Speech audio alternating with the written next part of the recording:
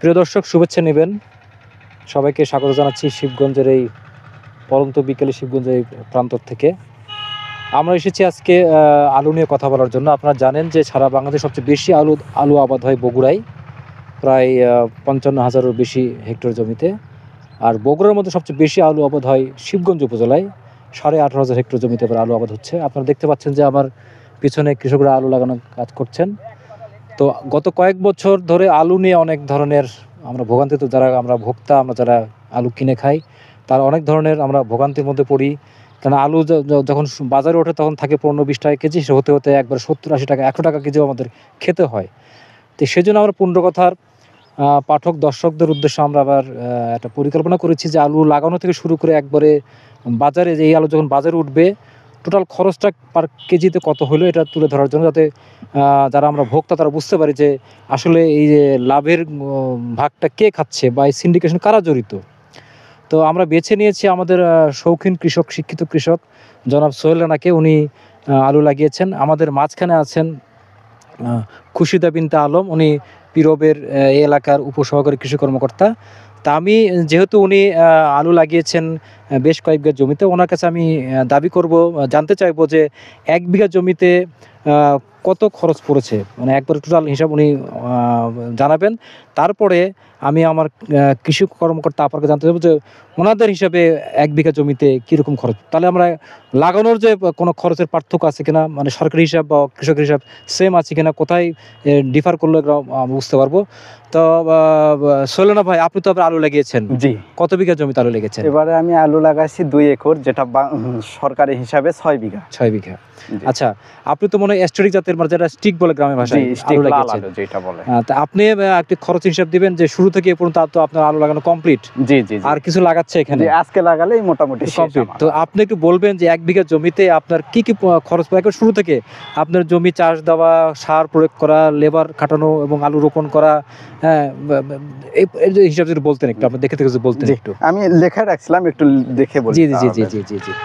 আপনি একটু খেয়াল করবেন যে হিসাবগুলো ঠিক আছে কিনা। গত বছরের তুলনায় এবারে বীজের দাম একটু বেশি। গত বছর এক মন বীজ কিনছিলাম, যেটা 40 কেজির একটা বস্তা হয়, 2800 টাকা, কিন্তু এইবারে সেটা কিনতে হলো আমাকে 4000 টাকা দিয়ে। এই 4 বস্তা বীজ লাগে 1 বিঘা জমিতে 33 শতাংশে, সেখানে আমার খরচ হইল হচ্ছে 4 বস্তায় 16,000 টাকা, কিন্তু গত বছরে ছিল 2800 করে হলে 11,200 টাকার মতো। এটা আবার হচ্ছে বিআরডিসি বীজ না, এই যে ব্রাক, এসিআই, বাংলা শীট, এই আলাদা বীজ। বিএডিসি বলছেন না? বিএডিসি না, বিএডিসির বীজ। জি জি। এখন বিআরডিসির বীজটা যদি বিএডিসি, ওটা বিএডিসি।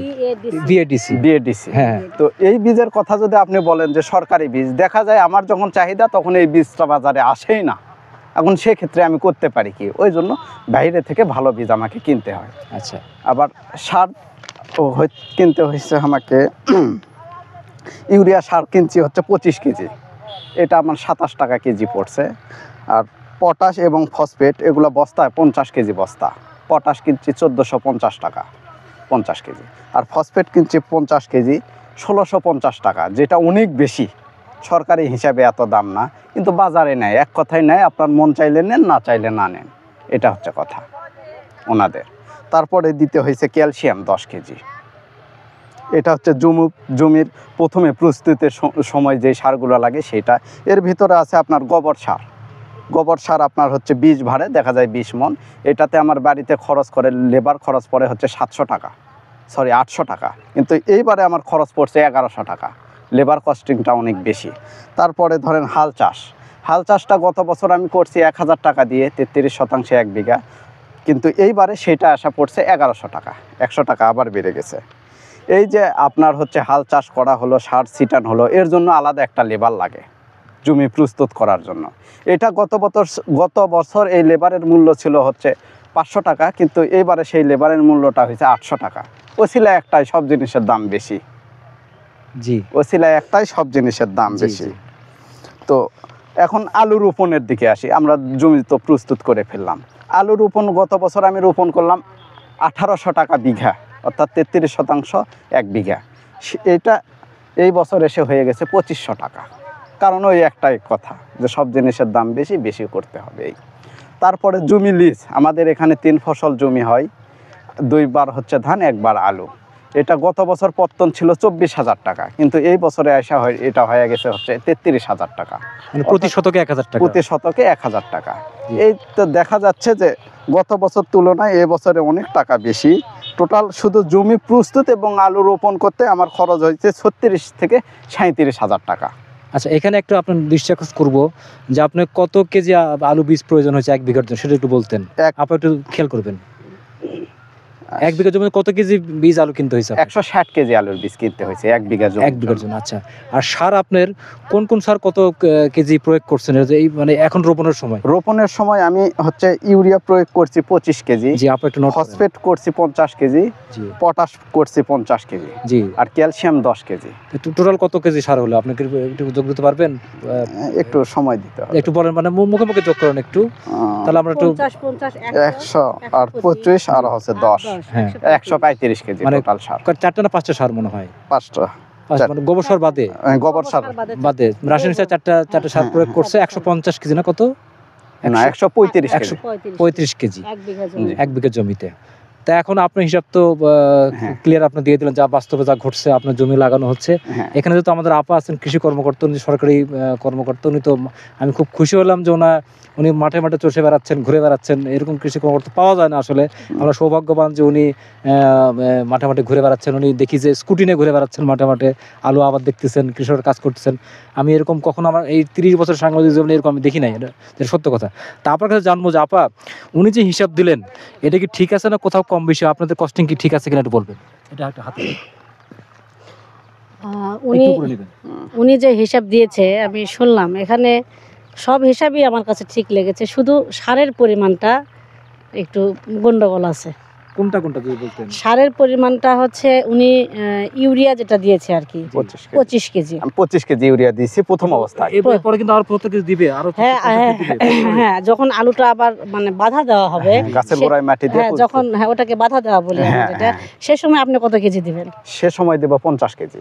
তাহলে আপনার টোটালি হয়ে গেল 75 কেজি। যেখানে আমরা ইউরিয়া সার দিতে বলি 30 থেকে 35 কেজি, সেটা হচ্ছে বাধা সহ আর কি। সেখানে 35 কেজি যদি আমি ডাবল করি তাহলে 70 কেজি, সেখানে 75 কেজি। পর্যায়ক্রমে আরো কিছু সার দেব। আবার উনি বলতেছে যে এইদিকে যেটা, হ্যাঁ এইদিকে যেটা মানে ট্রেন্ড আছে একটা, যে প্রতি শতকে মিনিমাম 3 কেজি করে দেয়, 33 থেকে প্রায় 100 কেজি। হ্যাঁ 100 কেজি, কারণ প্রতি সিসা এসে দেখবে 35 কেজি, হ্যাঁ ওরা 100 ঠেকাবেও না। আচ্ছা, আর কি কি সার বেশি দেন একটু দেখেন তো একটু। এখানে আপনার রাসায়নিক সারটা যেগুলো দেওয়ার দরকার সেগুলো দিচ্ছে না, মানে অনুখাদ্য দিচ্ছে না। আমি বলতেছি আপনাকে, যেখানে পটাশটা দিচ্ছেন আপনি হলো 50 কেজি, সেখানে পটাশটা 40 থেকে 45 কেজি। এটাও একই অবস্থায় আপনার সেচ চাষের সময় দিবে, এনারা আবার বাঁধার সময় মনে অনেকে একটু দেয়, বাঁধার সময় 20 কেজি আবার দেয়। এটাও বেশি হয়ে যাচ্ছে, 50 কেজি আর 20 কেজি 70 কেজি, যেখানে আমরা 40 থেকে 45 কেজি বলছি। টিএসপিটা দিয়েছেন হলো 25 কেজি, না করেছেন টিএসপি 50 কেজি, টিএসপি 50 কেজি প্রয়োগ করেছেন। এখন আপনাদের কথা হলো টিএসপি বেশি দিতে বলেন ইউরিয়া কমানোর জন্য? না আমরা বলি সেটা, আমরা টিএসপিটা দিতে বলি 25 কেজি। যদি আপনি টিএসপির বদলে ডিএপি দেন তাহলে হ্যাঁ তাহলে ইউরিয়া আপনার 20% কম দিতে হবে। যা দিবেন মানে ওই যে 35 কেজি সেখান থেকে 20% কম দিতে হবে। আর কি দিচ্ছেন আপনি? ক্যালসিয়াম দিয়েছি। গোবর সার তো দিতেই হবে, জৈব সার না দিলে হবে না। আর ক্যালসিয়াম যেটা বলতেছেন জিপসাম, জিপসাম এটা দিতে হবে আপনার 15 থেকে 20 কেজি, 10 কেজি সেখানে দিছে উনি 10 কেজি। এটা কম দিছে, এটা কম। আবার উনি আরেকটা দেননি, সেটা হচ্ছে বোরন দেননি না, তাই না? তার বোরন আপনার 1 থেকে 1.5 কেজি বিঘাকে দিতে হবে। উনি হলো জিঙ্ক দেয়নি, যেটা দস্তা সার, এটাও বিঘাকে 1 থেকে 1.5 কেজি দিতে হবে, এটা উনি দেয় নাই। আর দেখি এইটুকু তো না। ম্যাগনেসিয়াম দিচ্ছেন কি? দেননি। ম্যাগনেসিয়াম আমরা বিঘায় আপনার 15 কেজির মতো দিতে বলি। এখন ওনার আলুর আবাদ হবে না সেটাও না হবে, কিন্তু এখানে আমরা যেটা বলছি সেটাতেও হবে।